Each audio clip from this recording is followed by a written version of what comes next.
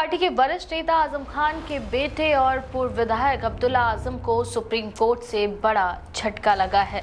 Passport के लिए फर्जी दस्तावेजों का इस्तेमाल करने के आरोप में दर्ज एफआईआर को रद्द कराने की उनकी याचिका को सुप्रीम कोर्ट ने खारिज कर दिया है। अदालत ने ये कहा है कि जांच एजेंसी को अपना काम करने देना जरूरी है और इस स्तर पर हस्तक्षेप का कोई औचित्य नहीं है।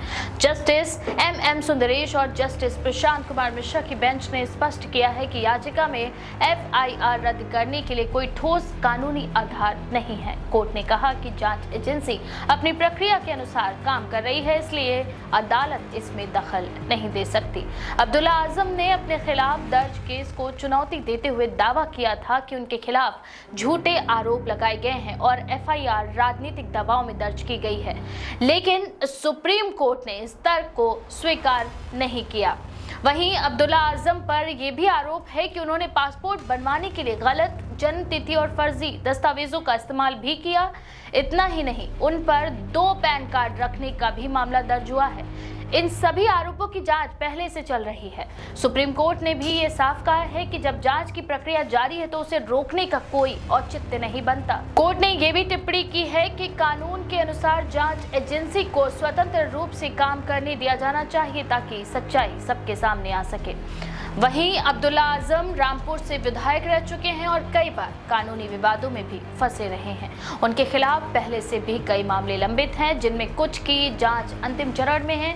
ये फैसला समाजवादी पार्टी के लिए भी एक बड़ा ही झटका माना जा रहा है, क्योंकि अब्दुल्ला आजम खान के राजनीतिक उत्तराधिकारी भी माने जाते हैं। बात करें अगर कानूनी जानकारों की, तो उनका कहना है कि सुप्रीम कोर्ट का ये फैसला स्पष्ट संदेश देता है कि अदालतें प्रारंभिक स्तर पर एफआईआर रद्द करने में अत्यधिक सतर्कता बरतेंगी। इस तरह के मामलों में जब तक ये साबित न हो जाए कि जांच दुर्भावनापूर्ण या राजनीतिक उद्देश्य से की जा रही है, तब तक अदालतें हस्तक्षेप नहीं करेंगी। फिलहाल इस आदेश के बाद अब्दुल्ला आजम के खिलाफ जांच एजेंसी को खुली छूट मिल गई है कि वो मामले में आगे की कार्यवाही करें।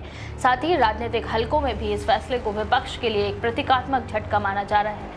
सपा ने भी इस पर कोई आधिकारिक बयान जारी नहीं किया है, लेकिन सूत्रों के मुताबिक पार्टी इसे राजनीतिक प्रतिशोध के रूप में भी देख रही है। सुप्रीम कोर्ट के इस फैसले से साफ हो गया है कि न्यायपालिका जांच एजेंसियों के अधिकार क्षेत्र में दखल नहीं देना चाहती और वो चाहती है कि जांच पूरी पारदर्शिता के साथ आगे बढ़ाया जाए। अब देखना ये होगा कि जांच एजेंसी आगे किस दिशा में कदम बढ़ाती है और क्या अब्दुल्ला आजम को इस मामले में राहत मिल पाती है या नहीं। इस बारे में आपका क्या विचार है, अपनी राय कमेंट सेक्शन में जरूर लिखें। ऐसी और भी खबरों के लिए देखते रहें द पेज 19।